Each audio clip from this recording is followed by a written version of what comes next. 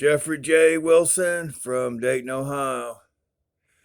Thought I'd do another quick video. Um, I sent some pictures of my satellites. The skies over Dayton are totally insane. I mean, you can see like 6 surveillance planes. I mean, they're running a grid, and I saw like 6 drones. I even caught 2 drones flying back to the Air Force Base, Wright-Patterson, in broad daylight. Not only this morning, but 2 mornings ago. So hopefully I'll get to document them. They're just like the drone that SHP presented on one of her recent videos.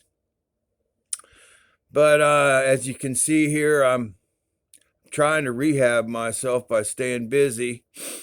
And as a result, the voice to skull hasn't been as bad because my mind, I'm not meditating or in the Word. You know, usually every morning when I get up and say, "Good morning, Lord," well, they're right there. They don't want to let go. They want to continue to exploit the voice of God weapon. And there's just no end to their malarkey.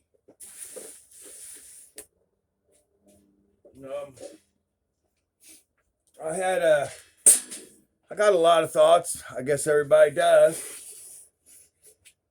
But I noticed so much trouble in the targeted community, targeted individual community.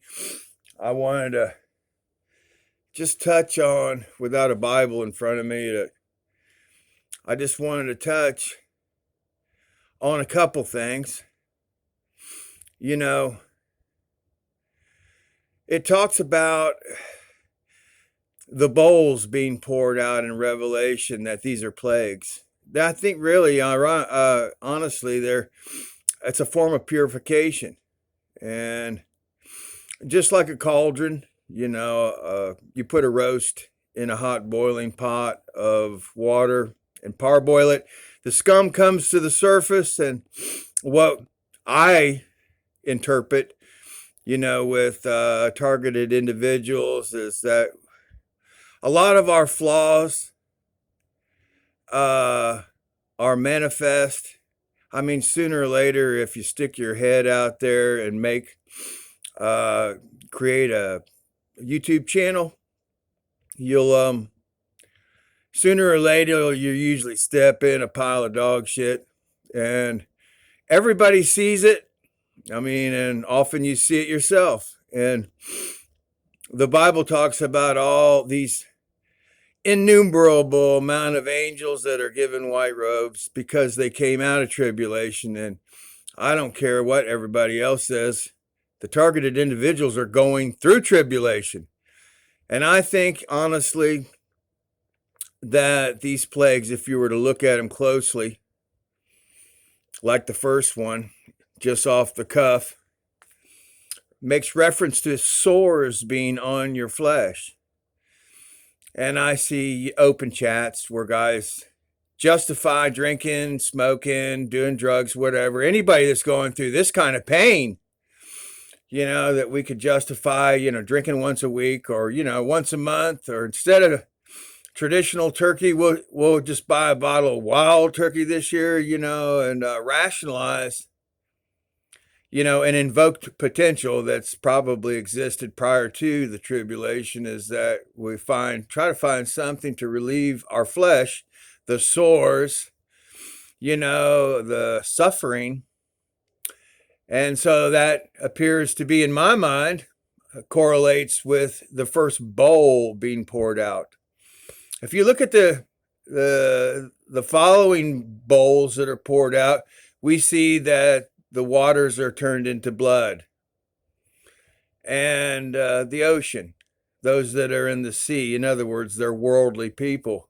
We see quite a diversity in the targeted community, people that don't want nothing to do with God, they hate religion, and they talk trash all day long, and they're always pointing the finger and devouring other people. Oh, he's a TI. He's not a TI. He's an agent. Oh, let me just prove to you what a lying sack of shit this guy is. You know, this is drinking blood. This, in my impression, interpretation, my suspicion, that this is the following bowls of turning the ocean to blood, the rivers and the fountains of waters to blood, for they are worthy, the angel says, for so did their fathers, how they slew the prophets and the saints, and they have innocent blood on their hands, and therefore they drink blood.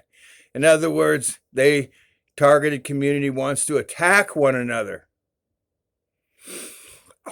because we see our faults. But honestly, you know, if you had any love for your brother and love for God, that the things that you do, whether it be offensive in nature or abrasive, that your intentions would be that that person that you're focused on and you're devouring him or crushing him like grapes, it would be because you actually are interceding for them with the most noble and genuine loving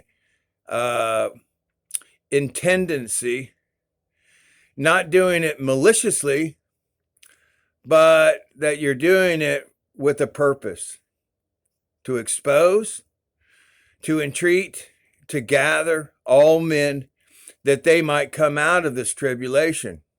They're drinking blood because they're full of pride, which brings up the next following vial or bowl that's poured out, which has to do with the seed of the beast, which is pride. People that say, oh, I'm great. Oh, I'm so smart.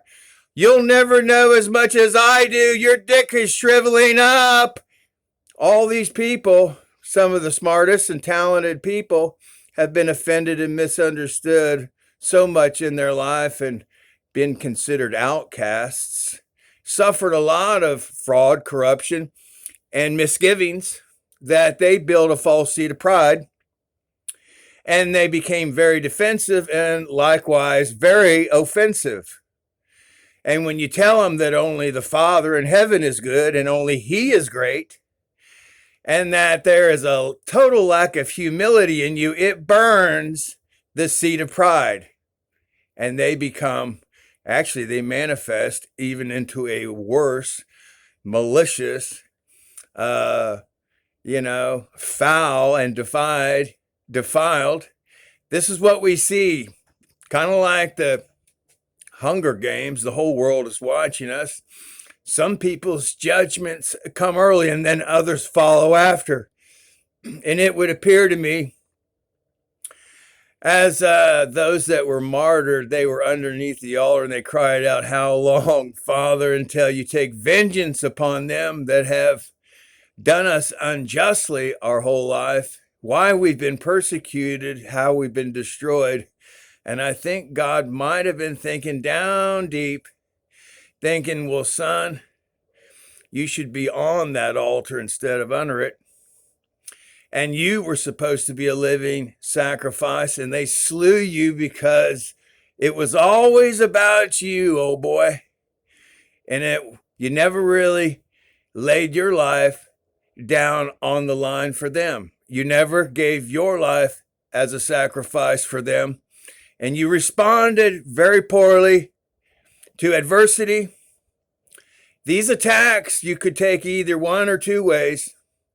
You could take it offensively, or you could die like a kernel of corn and die in the ground, because if a kernel dieth not and falleth into the ground, it beareth no fruit. What brings up a very short story about a man who took a very distressed foster child in, and that foster child robbed him blind.